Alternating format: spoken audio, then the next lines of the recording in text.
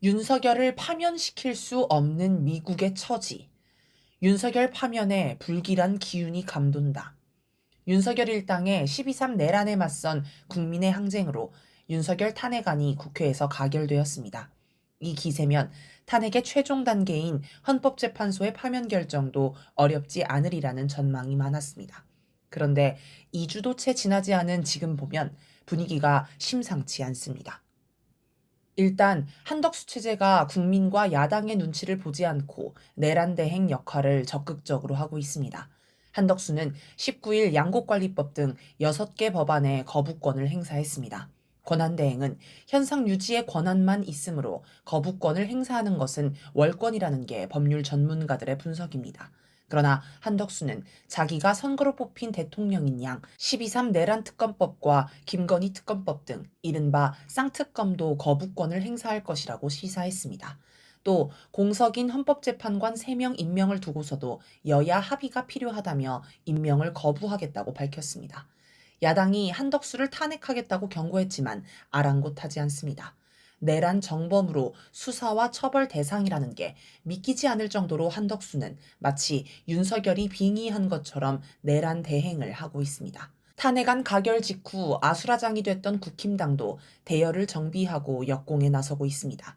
새 원내대표에 이어 당대표 권한대행까지 맡게 된 권성동은 지역 가면 욕도 먹겠지만 각오하고 얼굴을 두껍게 다녀야 한다라며 윤석열 파면을 막기 위해 국힘당이 똘똘 뭉치자고 하였습니다.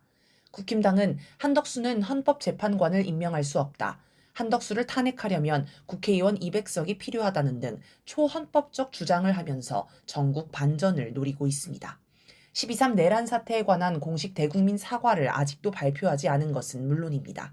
국힘당 역시 내란 정범으로 해산 대상이지만 뻔뻔하기 이를 데 없습니다. 윤석열과 김용현도 기가 꺾이지 않은 채 버티기로 일관합니다. 공조수사본부의 출석 요구서를 수취 거부하며 배째라는 식입니다. 윤석열 측 석동현 변호사는 폐쇄된 공간에서 수사관과의 문답을 통해 대통령의 입장과 사정, 행위를 설명할 사안이 아니다라며 수사를 거부했습니다. 내란 주범 가운데 하나인 김용현도 26일 변호인단 기자회견을 통해 민주당이 정치 폐악질을 한다며 자기는 무죄라고 주장했습니다. 다들 국민 여론 따위는 신경 쓰지 않겠다는 투입니다. 경찰도 마찬가지입니다. 조지호 경찰청장이 내란 혐의로 구속됐지만 경찰은 여전히 내란을 옹호하며 윤석열 파면을 주장하는 국민을 탄압하고 있습니다. 경찰은 21일에서 22일 남태령에서 경찰버스로 차벽을 만들어 전봉준 투쟁단의 트랙터를 막았습니다. 집회 신고를 하고 합법적으로 진행하던 트랙터 행진을 아무런 법적 근거도 없이 막은 것입니다. 심지어 트랙터를 부수고 운전자를 끌어냈으며 농민을 응원하러 모인 시민들을 위한 난방버스가 진입하는 것도 막았습니다. 더 가관인 건 국회의원들이 이 문제를 지적하자 이호영 경찰청장 직무대행은 실무상 문제가 없다. 사과할 단계는 아니다. 믿고 맡겨달라라며 뻔뻔한 태도를 보였다는 것입니다. 나아가 경찰이 이용하는 익명 게시판에는 시위에 참여한 시민을 향해 왜 이렇게 정신머리가 없냐. 전문 시위꾼들의 선동당에서 우르르 쏟아져 나와 유럽이었으면 머리에 총알 구멍 뚫어버렸을 텐데 등의 막말이 올라왔습니다. 아무리 익명 게시판이라지만 12.3 내란에 온 국민의 분노가 이어지는 분위기에서 이런 글을 쓴다는 건 경찰 내에 내란에 동조하는 분위기가 남아 있음을 보여주는 사례입니다. 이처럼 내란 세력들이 전혀 기가 죽지 않고 뻔뻔하게 나서지만 내란 세력을 수사하는 공수처 등 수사기관은 초반에 적극적인 모습이 사라지고 힘이 빠진 모양새입니다. 윤석열이 소환을 계속 거부하는데도 공수처는 체포영장은 너무 먼 이야기라며 전전긍긍합니다. 일각에서는 이럴 거면 왜 검찰에 이첩을 요구했나는 푸념까지 나옵니다. 이런 식으로 시간이 가면 윤석열 탄핵과 12.3 내란 사태 응징이 흐지부지 끝날 수도 있습니다. 미국은 윤석열 파면을 반대한다. 강력한 국민의 항쟁을 보면서도 내란 세력이 고개를 뻣뻣이 쳐들고 있을 수 있는 건 미국이라는 든든한 뒷배가 있기 때문일 것입니다. 미국은 한덕수 체제를 지지한다고 벌써 몇 차례나 공개 선언을 했습니다. 가장 최근에는 23일 커트 캠벨 미국 국무부 부장관이 김홍균 외교부 1차관에게 한덕수 권한대행의 지도력을 전적으로 신뢰한다고 하였습니다. 이렇게 미국이 힘을 실어주니 내란 세력도 살 길이 열렸다고 여기며 큰 소리를 치는 것입니다. 윤석열이 계엄을 막 선포했을 때만 해도 미국은 혹시라도 한국 국민 속에서 반미 감정이 폭발할까봐 굉장히 신경을 쓰는 모양새였습니다. 그런데 1차 탄핵안이 국회에 제출되자 갑자기 분위기가 바뀌었습니다. 내란 세력을 비판하던 목소리가 줄어들고 대신 야당을 공격하기 시작합니다. 미국 내에서는 1차 탄핵안에 윤석열이 북중러를 적대하고 친일 외교를 펼친 게 문제라는 문구가 들어가는 걸 지적하는 목소리가 빗발쳤습니다. 이재명 대표와 민주당이 한미동맹을 파괴하려고 한다는 의혹도 나왔습니다. 미국 국방부 아태 안보부 차관을 지냈던 리처드 롤리스는 21일 미국의 소리와 대담에서 이재명 측이 한덕수를 탄핵하려는 시도는 매우 파괴적이며 한미가 안정적인 관계를 유지하는 것을 더욱 어렵게 만든다. 진보정당, 민주당을 의미는 북한과 관련한 진보 정책을 실현하기 위해 동맹이나 동맹체제의 대부분을 희생할 용기가 있다고 본다라고 주장했습니다. 23일 발표한 미국 의회조사국 보고서에도 이재명 대표를 반미, 반일, 친북, 친중 인사로 묘사하면서 우려하는 내용이 담겼습니다. 이처럼 미국은 이재명 대표를 극도로 경계하며 차기 대선에서 승리하지 않기를 바랍니다. 그런데 만약 윤석열이 지금 파면돼 대선을 치르면 이재명 대표가 승리하는 건 거의 확실합니다. 그러니 미국은 윤석열 파면을 막고자 할 것입니다. 그래서 한덕수를 지지한다, 이재명을 믿을 수 없다는 목소리를 계속 내면서 내란 세력에 힘을 실어줍니다. 미국은 헌재가 판결을 최대한 미루도록 압박하면서 전국 반전을 노릴 것입니다. 가장 손쉬운 방법은 재판을 빨리 진행해 이재명 대표가 대선에 출마하지 못하도록 막는 것입니다. 그런데 만약 이런 일이 발생하면 지금과 비교도 안 되는 거대 항쟁이 일어날 수 있습니다. 안 그래도 부글부글 끓어오르는 민심에 기름을 끼얹는 꼴입니다. 그러니 미국도 재판부도 눈치를 볼 수밖에 없습니다. 어찌어찌해서 이재명 대표의 대선 출마를 막는 데 성공해도 문제는 남습니다. 이재명 대표와 비슷한 노선을 가진 김민석, 정청래, 추미애 의원 등이 대신 대선에 출마해도 지금 분위기에서는 충분히 정권을 줄 수 있습니다. 이들이 집권할 수 있는 건 개인의 정치적 견해나 특징 때문이 아닙니다. 이들이 당심과 민심에 올라탔기 때문에 기회가 열린 것입니다. 미국에는 민주당 내에서 이재명 측과 경쟁 관계에 있는 김동연, 김경수, 김두관 등을 내세우는 방법도 있습니다. 이들은 당심, 민심과 괴리되어 있기 때문에 미국 뜻대로 움직일 수 있을 것입니다. 하지만 당심, 민심과 괴리되어 있다는 그 이유로 대선 후보가 될 수 없습니다.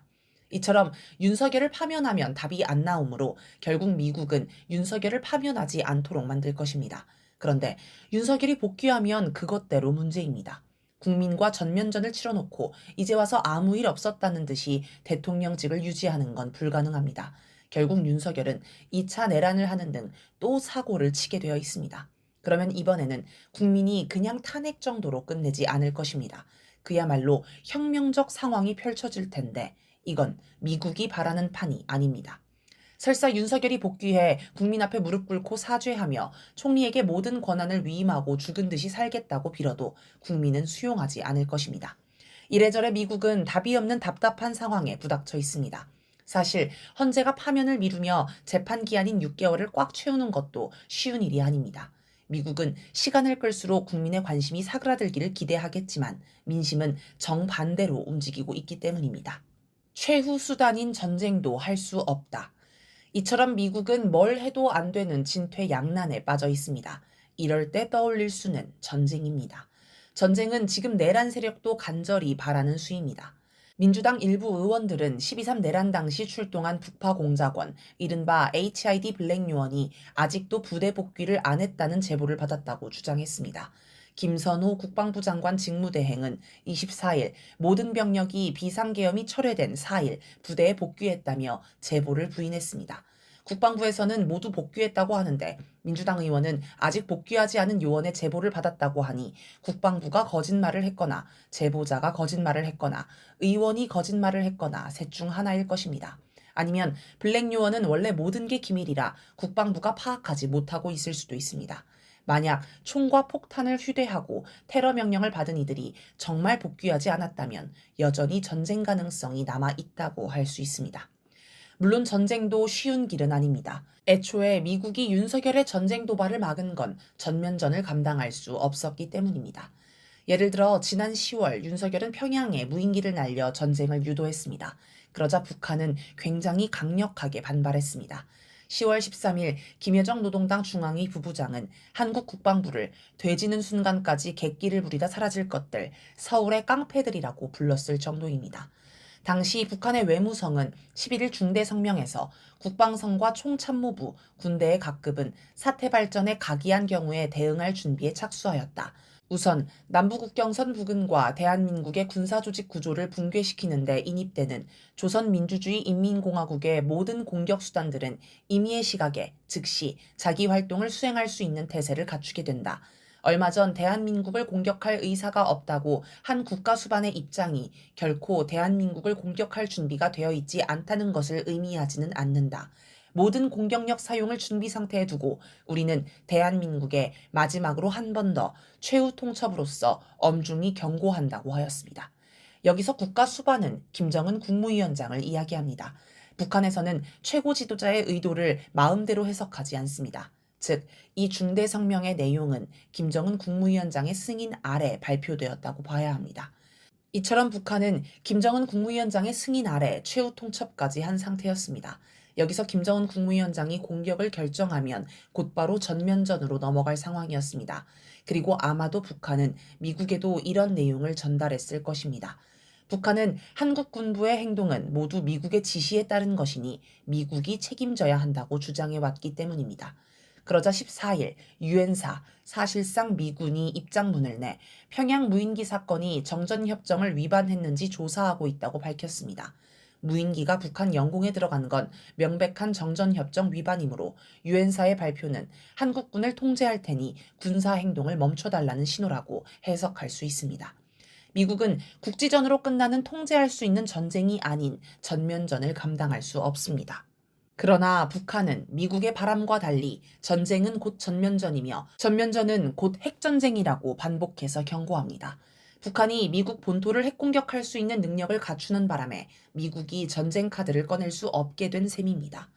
전쟁으로 전국을 뒤집지도 못하니 미국 처지가 참으로 난감합니다. 이러지도 저러지도 못하는 가운데 미국은 폭발하는 민심을 제압, 통제하는 방법을 모색할 것입니다.